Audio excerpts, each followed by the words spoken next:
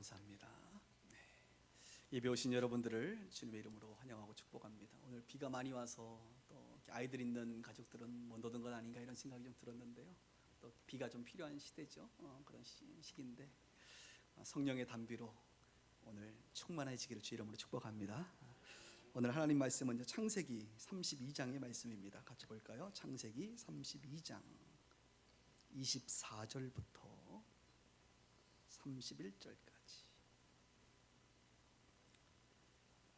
창세기 32장 24절에서 31절까지 제가 읽도록 하겠습니다.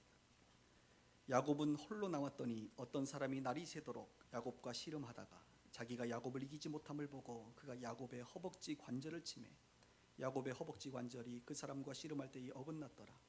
그가 이르되 날이 새려하니 나로 가게 하라.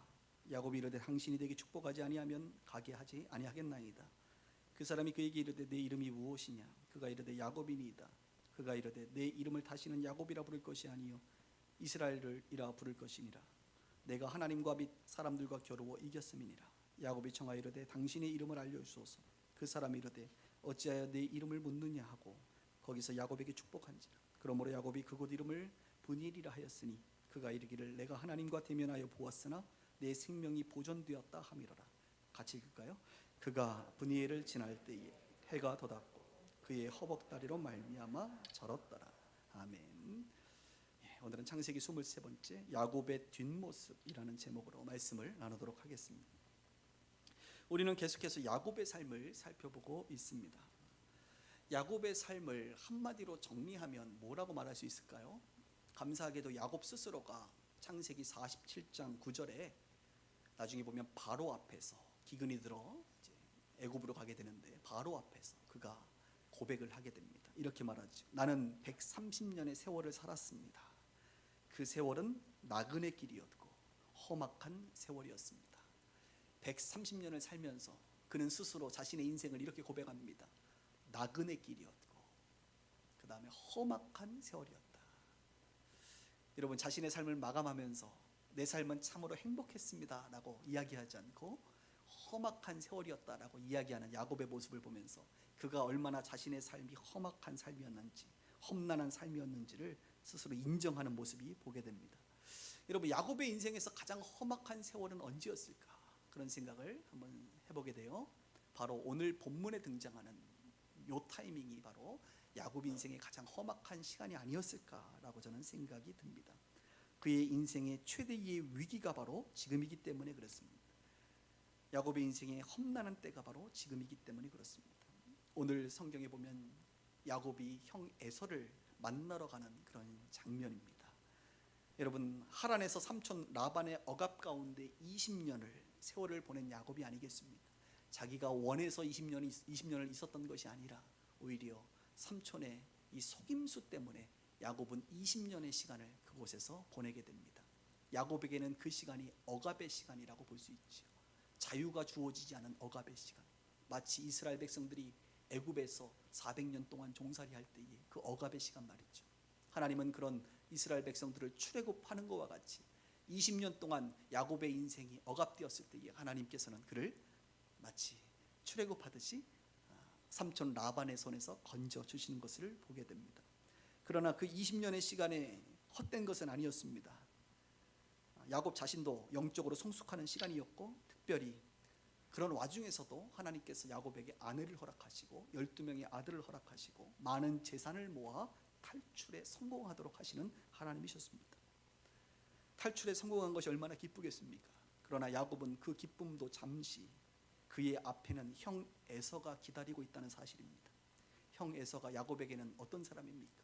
야곱은 과거 20여 년 전 그 전에 형의 장자권을 팥죽 한 그릇으로 뺏었고 아버지로부터 형의 축복권을 뺏어서 도주했던 인물이 바로 야곱이 아니겠습니까? 형 에서는 그 사실을 알고 동생 야곱을 죽이겠다고 분노했던 장면, 형을 생각할 때의 그 마지막 얼굴의 모습은 자기를 죽이겠다고 분노했던 형의 얼굴이 야곱은 생생히 기억하고 있는 것이죠. 그래서 형 에서를 만나러 가는 그 자리, 그 시간, 야곱은 매우 두렵고 두려웠던 시간이라고 말할 수가 있겠습니다. 고향으로 돌아가려면 반드시 조우해야 하는 형 에서, 참으로 야곱의 인생에 중요한 시간일 뿐만 아니라 험난한 순간이라고 표현해도 무방할 정도로 그렇게 이 시간은 중요한 순간이라고 말할 수가 있습니다. 야곱은 중요한 순간마다 여러분, 그는 자신의 지혜를 믿고 살았던 사람입니다. 그는 속이는 자라고 하는 이름을 가지고 있죠. 그는 잔머리 하나는 이스라엘의 최고 중에 최고라고 말할 수가 있습니다. 뺏는 것에는 도사입니다. 그는 개인주의를 넘어 조금 이기적인 사람입니다. 자신의 것을 절대 양보하지 않는 사람이 바로 야곱입니다. 요즘 그런 사람들을 세상에선 똑똑하다라고 말할 수 있겠습니다만, 하나님 보시기에 또 우리가 보는 야곱은 그리 괜찮은 사람 같지는 않아 보입니다. 조금 가깝게 지내고 싶지는 않지요. 왠지 가깝게 지내면 당할 것 같은 뭔가 불편함이 있는 그런 야곱입니다. 야곱은 이제 형 에서를 만나러 가는 그 시간에 그가 생각했던 지혜는 이것입니다. 내가 직접 가서 만나면 어떤 봉변을 당할지 모르니 자신의 사신을 먼저 보내는 것입니다. 지혜로운 생각이죠. 사신을 보내는데 그냥 보내겠습니까? 소와 나귀와 양과 노비를 선물로 보냅니다. 그리고 사신들에게 이렇게 말합니다. 너희들이 가서 형 에서를 만나거든 이렇게 표현해라.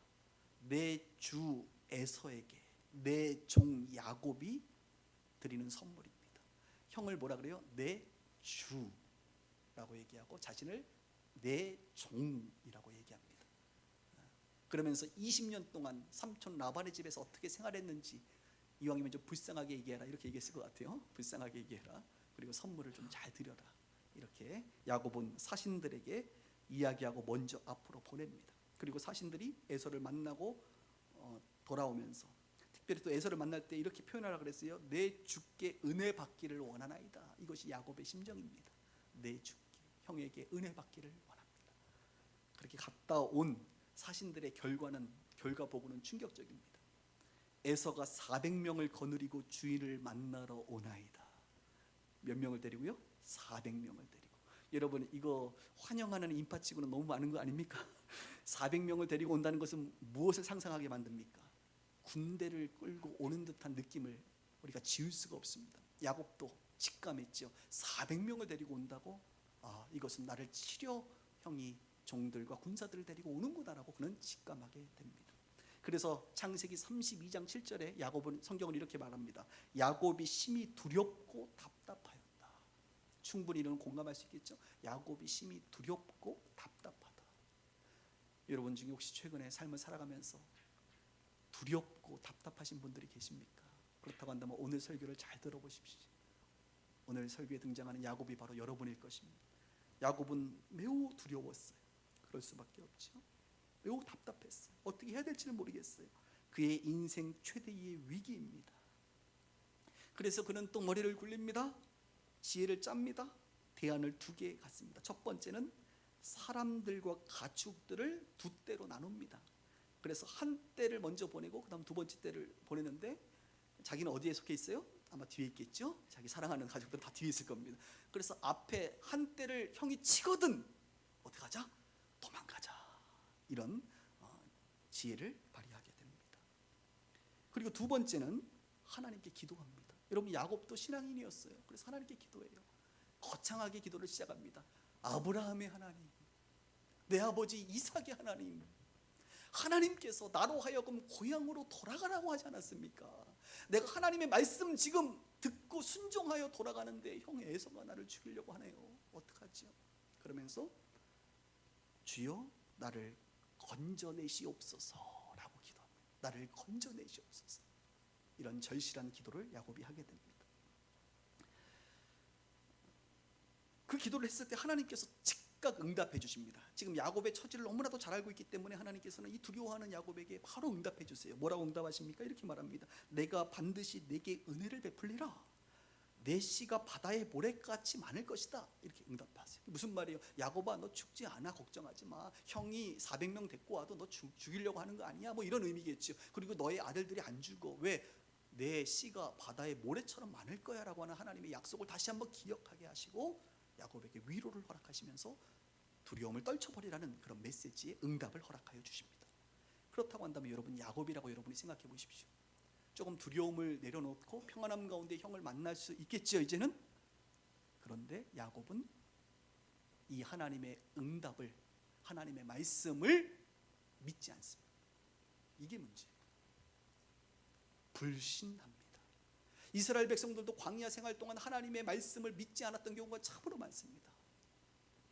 거듭난 사람들 맞아요. 하나님의 백성들 맞아요. 야곱도요, 하나님 믿는 사람 맞아요. 저와 여러분들처럼 예수 믿고 거듭난 사람 맞다고요. 문제는 뭐냐? 거듭났다 하더라도 하나님의 말씀을 신뢰하지 않고 자신의 지혜를 따라 살아가는 사람, 이 사람이 야곱이고 저와 여러분들이고 육에 속한 그리스도인들입니다. 그래서 야곱은 그 말을 믿지 못합니다. 그래서 밤을 새도록 그가 한 것이 무엇인 줄 압니까? 형에게 줄 선물 공세를 합니다. 왜요? 이 선물을 주면 형의 감정을 푼 후에 대면하면 형이 혹시 나를 받아줄 것이라고 믿기 때문에 그렇습니다. 하나님의 약속을 믿는 것이 아니라 형의 마음을 풀기 위하여 선물을 포장하기 시작하는 거예요. 지금으로 얘기하면 그 선물 내용이 이렇습니다. 암염소 200마리, 순염소 20마리, 암양 200마리, 순양 20마리, 낙타 30마리, 암소 40마리, 황소 20마리, 암나귀 20마리, 새끼나귀 10마리, 합이 560마리를 포장하고 분류하고 종들에게 맡겨서 한 번에 선물하는 것이 아니라 때를 지어 첫 번째 선물 100마리, 두 번째 선물 100마리, 뭐 이런 식으로 말이죠. 계속 선물하는 거예요. 자기는 어디 있어요? 맨 뒤에. 그래서 첫 번째 선물 공세가 오는 종들을 에서가 만나고도 묻지요. 이게 뭐냐? 그럼 뭐라고 하겠어요? 당신의 동생 야곱이 형 에서에게 드리는 선물입니다. 선물입니다. 예물입니다. 이렇게 말하라는 거예요. 그래서 그렇게 에서가 받아요. 그리고 또 그러면 야곱은 어딨니? 그러면 저기 뒤에 옵니다. 이렇게 이제 얘기하는 거예요. 그리고 기다리고 있으면 또 선물이 오는 거예요. 또 받고 야곱은 어딨니? 뒤에 온다니까요. 세 번째, 야곱은 뒤에 와요. 계속 그 형에게 선물을 주면서 마음을, 감정을 풀기 위해서 애를 쓰고 있는 야곱의 모습이 등장. 이것을 계획하고 있는 거예요. 그리고 실제로 이것을 진행합니다. 하나님께서는요, 여러분, 우리가 알고 있는 야복나루에서 야곱이 하나님과 씨름한 장면은 일반적으로 야곱이 하나님과 씨름해서 이겼다, 축복을 얻어냈다라고 하는 이야기가 아닙니다. 물론 그 내용으로 설교할 수 있어요. 그러나 성경 전체 속에서 말하고 싶은 게 그게 아닙니다. 하나님과 씨름했더니 축복을 받았더라. 그러므로 우리 성도들도 금식하며 하나님과 씨름하여 축복을 받아야 되지 않겠느냐, 뭐 이런 거 말이죠. 이 내용이 아니에요.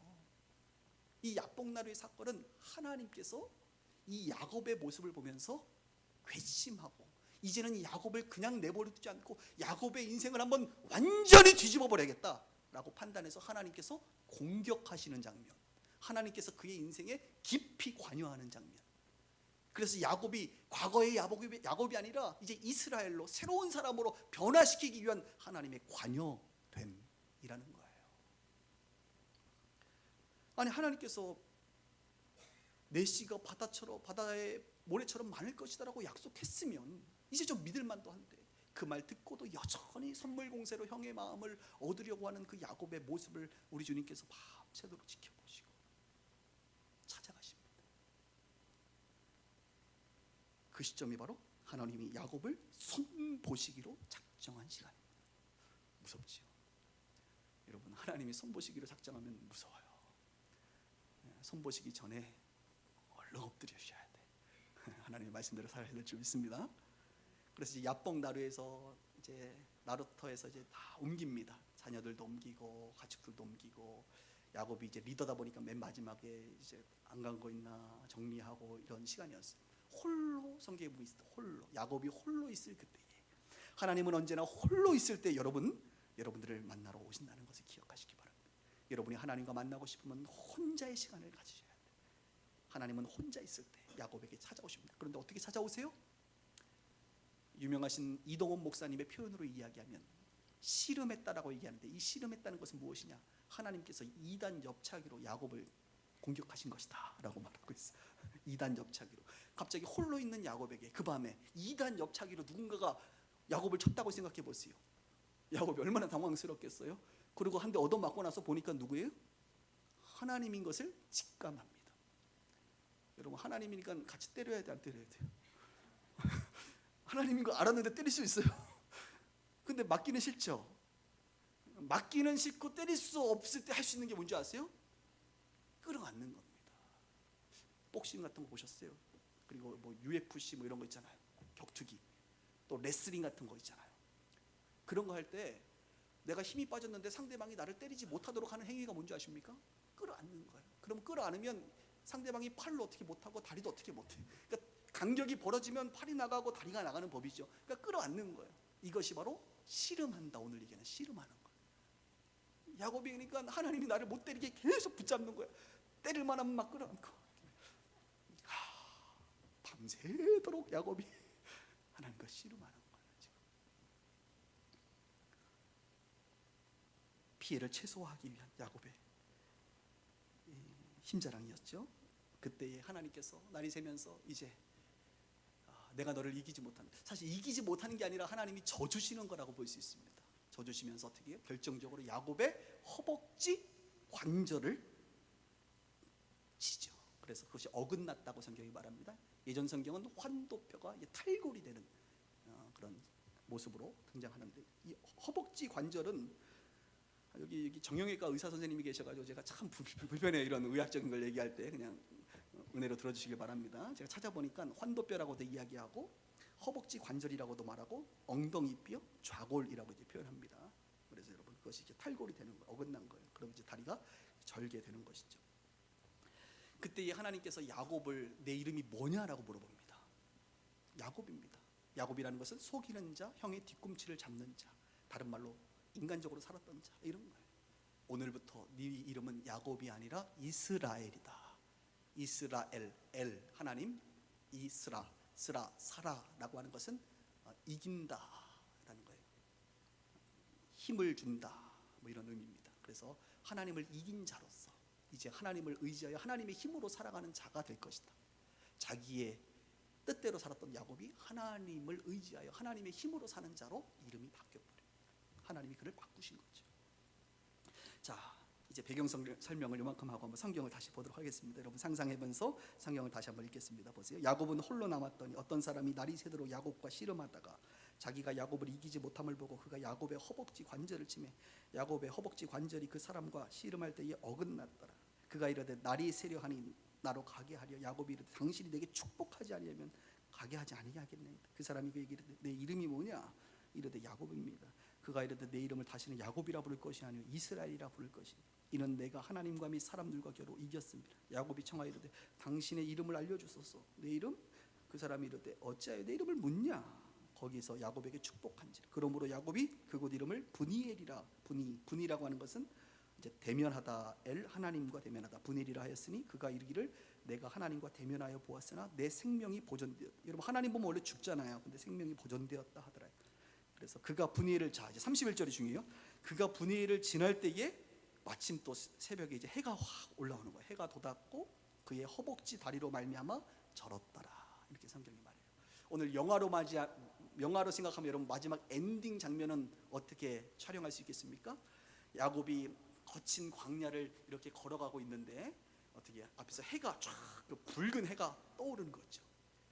그리고 저와 여러분들은 뒤에서 야곱 뒤에서 보고 있는 거죠. 이렇게 화면에서 해가 떠오르고 거친 광야를 쩔뚝쩔뚝하면서 걷고 있는 그 야곱의 뒷모습을 우리가 이렇게 보고 있다 이거예요. 그래서 오늘 설교 제목이 뭐예요? 야곱의 뒷모습이다. 야곱의 뒷모습, 여러분 평생 기억하시기 바랍니다. 저는 야곱만 뒷모습을 보는 게 아니라 저와 여러분들도 이런 야곱의 뒷모습과 같은 삶이 여러분의 인생에 펼쳐질 수 있다고 생각합니다. 저는 우리의 삶이 야곱의 삶하고 참 많이 비슷하다 이런 것들을 많이 느껴요. 설교를 준비하면서 저와 여러분들이 예수는 믿었지만 거듭났지만 구원은 받았지만 하나님의 전능하심이라든지 하나님의 신실하심에 대해서는 여전히 불신하는 저와 여러분들, 이곳에서 분명히 주일날 예배는 드리고 내가 거듭났습니다, 내가 구원받습니다, 오늘 성찬식에도 참여합니다. 그런데 하나님의 말씀, 하나님의 약속, 하나님의 신실하심은 못 믿겠다. 그래서 여전히 야곱처럼 내 생각과 내 지혜대로 살아가는 사람들, 그러니 하나님 안에서 누리는 평강은 없고 자신의 능력을 의지하며 살아가면서 늘 불안하고 늘 두려워하고 있는 저와 여러분들 말이죠. 야곱처럼 인생에 큰 문제가 있으면 기도합니다. 여러분 기도 안 하는 거 아니에요? 기도해요. 야곱도 기도했어요.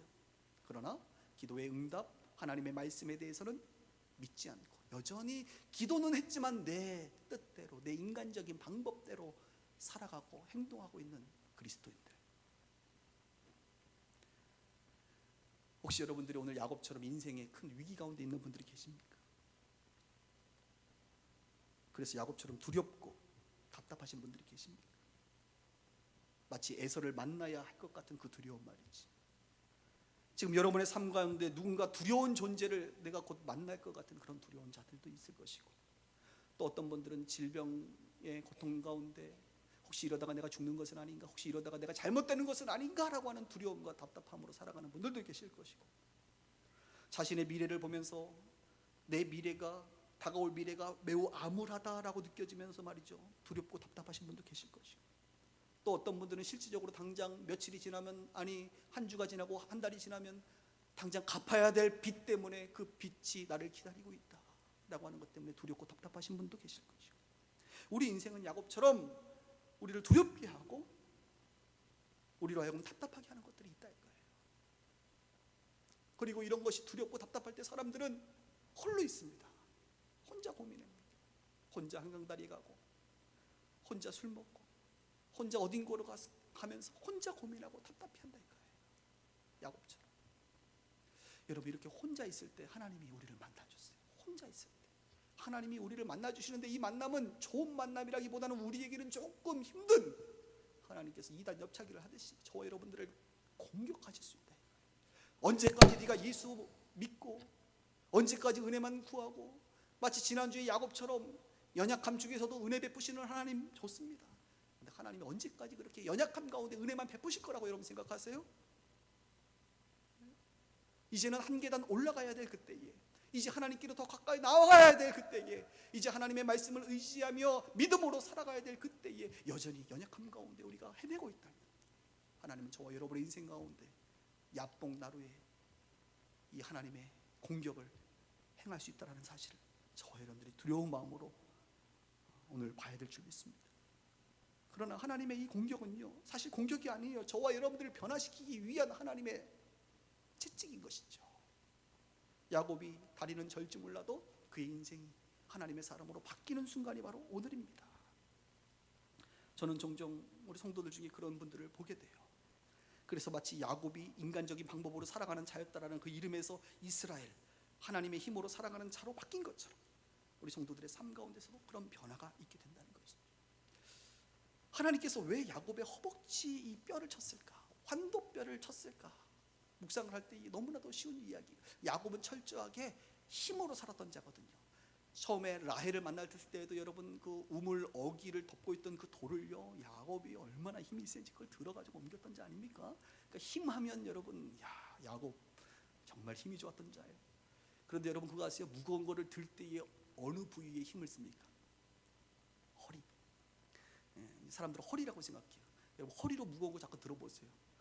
전문 용어로 허리 나갑니다. 허리로 드는 게 아니에요. 뭘로 들어요? 우리 엉덩이살. 엉덩이살 굉장히 중요하다는 거예요. 그래서 우리 운동하시는 분들이 이 근육 중에 엉덩이살이 매우 중요해요. 허벅지살이 굉장히 중요해요. 그래서 여러분들 집에서 스쿼트 아세요? 스쿼트? 앉았다 일어났다. 이거 왜 자꾸 왜 하는 줄 아세요? 여러분 힘쓰려면요, 이게 허리로 하는 게 아니에요. 이게 다리로 하는 거예요. 엉덩이살, 이 허벅지살로 하는 거예요. 근육으로 하는 거예요. 그러니까 야곱은요, 하나님과 겨루었을 때도 이 허벅지 근육이 얼마나 대단했는지 이기는 거예요. 그냥 버티는 거예요. 그냥 드는 것도 그냥 뭐 이렇게 허리 숙여서 들지 않고 딱 듣고 쫙 이렇게 드는 거예요. 하나님은 정확하신 분이에요. 오차가 없어. 어디를 공격하세요? 허벅지, 관절을 건드리는 거예요. 이제 야곱은요, 힘 못 써요. 무거운 거 못 들어요. 야곱은 이제 그 순간 그냥 노인네가 되는 거예요. 자신의 힘으로 살아갈 수 있는 자가 아니라는 거예요. 이제 오직 하나님만 의존하며 살아갈 수 있는 자라는 것을 하나님께서는 가르쳐주고 있는 것입니다. 교회 생활 하다 보면 이렇게 당당하신 분들이 있습니다. 이렇게 교회 다니고 등록하시고 교제하다 보면 저분은 굉장히 당당해. 그런데 당당함이 두 가지가 있어요. 첫 번째는 자기의 의와 자기의 능력으로 당당하신 분이 계시고요. 또 한 분은 하나님을 믿는 믿음 때문에 당당하신 분이 있습니다. 두 번째 사람은 빌립보서에 바울이 말한 것처럼 내게 능력 주시는 자 안에서 내가 모든 것을 할 수 있느니라 라고 한 말씀처럼 나는 연약하고 부족하나 하나님이 능력 주시면 나는 할 수 있습니다 라고 하는 당담이고, 첫 번째 사람은 하나님과 상관없이 자기가 잘나는 거예요. 자기 능력, 자기 힘, 자기의 의로 당당합니다. 뭐 오래 걸리지 않습니다. 분별하는데 몇 번 교제하면 금방 나타나죠. 자기의 의와 자기의 능력으로 당당하시는 분들은 조심하세요. 허벅지 관절이 날아갑니다. 하나님께서요 정말 그 사람을 사랑하면요 그 꼴을 못 봐요. 자기의 의와 의지를 꺾어버리고 하나님만 의지하며 하나님의 은혜입니다라는 고백이 나오는 인생으로 바꿔가시는, 그것이 바로 야복나루의 야곱이고 야복나루의 저와 여러분의 삶입니다. 분명히 이곳에 계신 분들 중에는 그것을 이미 경험하신 분들이 있어요. 오늘 설교를 들으면서 그래 나도 예전에 그랬지, 그때 내 힘으로 살았다가 우리 주님이 나 관절 부러뜨리는 바람에 뭐 육신의 관절은 아니지만 영의 관절을 부러뜨리고 내가 지금 이렇게 살아가지 하시는 분들 많습니다. 그런 분들 아멘 할렐루야.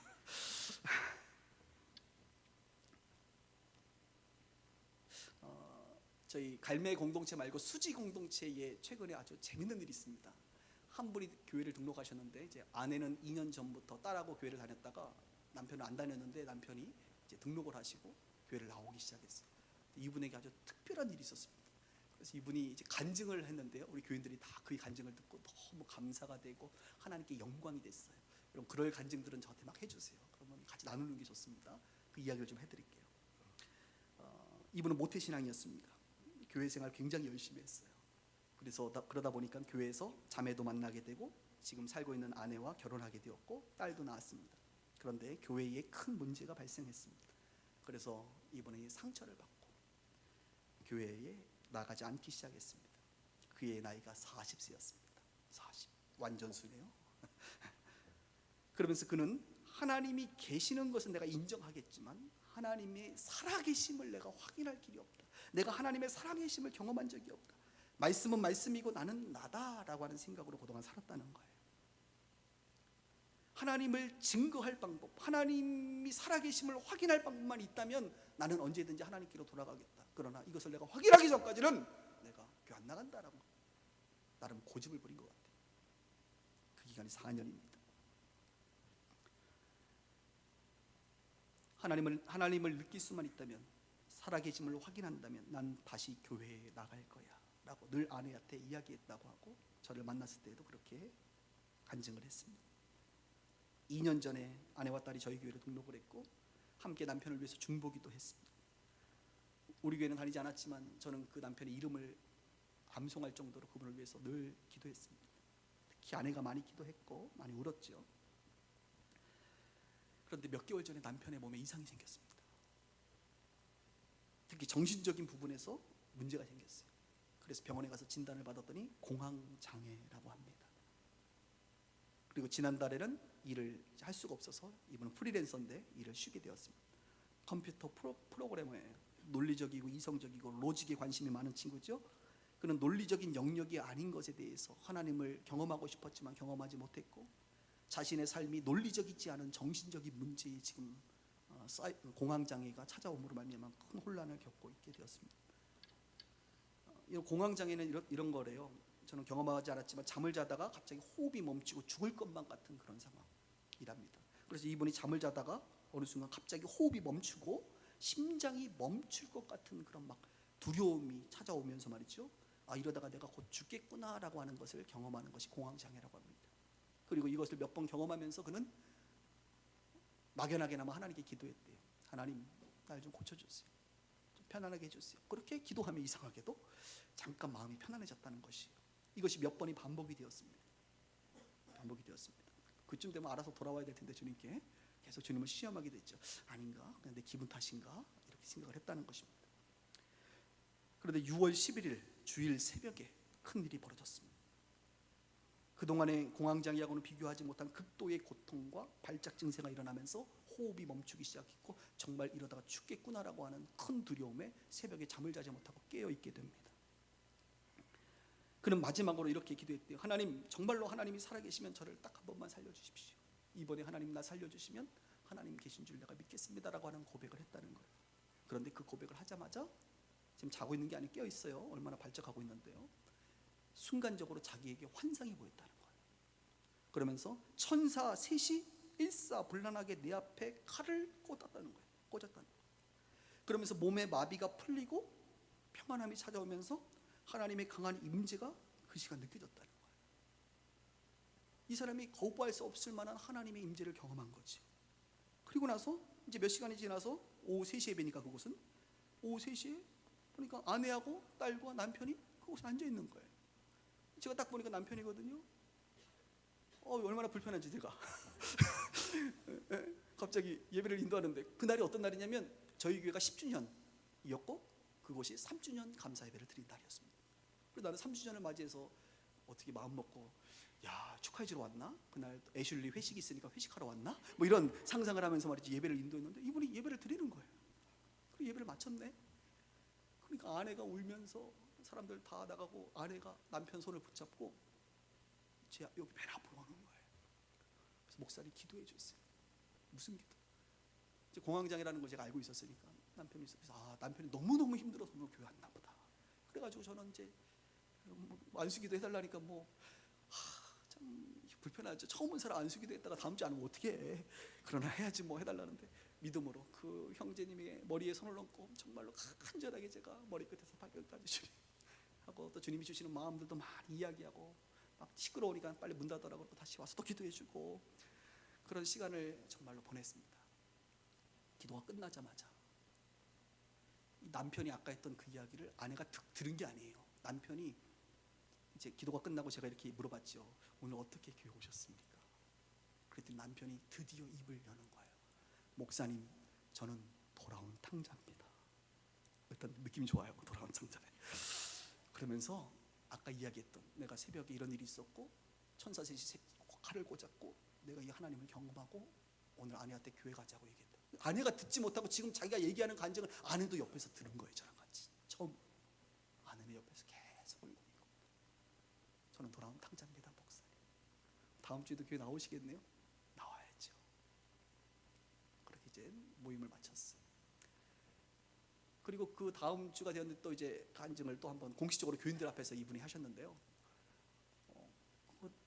그날 이제 기도를 받은 주일날 집에 가서 잠을 자고 또 월요일 새벽에 일이 또 생긴 거예요. 월요일 새벽에 어떤 일이 벌어졌냐? 갑자기 이분이 새벽에 하나님의 강한 임재를 경험했대요. 그리고 강렬한, 그분 표현대로 강렬한 불이 머리끝에서 발끝까지 자기를 태웠대요. 내 안에 모든 죄악을 태우는 것 같은 확신이 들었대요. 그러면서 그는 이것이 성령으로 거듭나는 것이구나라는 것을 고백했다는 거예요. 그날부터 몸의 증상이 사라지기 시작했고, 며칠이 지나서 신경정신과를 찾아가서 담당 의사와 상담을 하는 중에 자기도 알지 못하는 지난 일이 어떤 일이 있었습니까? 물어보잖아요. 그래서 자기가 간증을 했대요. 이런 일이 있어서 간증을 의사한테 했고, 의사가 소견서를 이제 써줬는데 이렇게 썼답니다. 소견서에 개인적인 변화로 인해 정신 건강이 좋아짐 이렇게 소견서를 썼대요. 한 달 동안 일이 없고 이제 일을 할 수 없는 상황이었는데, 이제 지난주에 제가 어떻게 잘 지내시냐고 연락을 드렸더니 그 아내분이 목사님, 남편이 출근하게 됐어요. 어떻게 출근하게 됐습니까? 삼성하고 계약을 맺어서 당분간 이제 프리랜서니까 출근을 하게 됐습니다. 내일 7월 3일 날부터 출근합니다. 기도해 주세요. 내일 출근을 할 것 같아요. 제가 상상해 봤어요. 그분이 내일 출근하는 모습이 어떤 모습일까? 그 뒷모습이 어떤 모습일까? 집에서 나가서 차를 타고 삼성 본사로 가고 있는 그분의 모습을 보면서 오늘 야곱의 뒷모습이 이렇게 떠오르더라고요. 여러분의 삶에는 이런 변화가 좀 있으십니까? 어떠십니까? 내가 하나님을 경험하지 않고는 교회 나가지 않을 거예요. 좀 고집을 좀 부리신 적이 있나요? 사랑하는 여러분, 하나님께로 돌아오시기를 바랍니다. 하나님께 돌아오셔야 돼요. 더 이상 인간적인 방법과 내 지혜를 의지하며 살지 마세요. 하나님을 믿으세요. 하나님의 약속을 믿으세요. 그리고 그 하나님의 약속이 이루어짐을 경험하십시오. 그러면서 내 지혜보다 지혜로우신 하나님을 의지하면서 살아갈 수 있는 저와 여러분들 되길 바랍니다. 더 이상 야곱의 삶을 살지 마세요. 이제 이스라엘의 삶을 사세요. 하나님은 저와 여러분들이 이스라엘의 삶을 살기를 원하십니다. 그런 저와 여러분들 되기를 주님의 이름으로 축원합니다. 잠깐 기도할까요?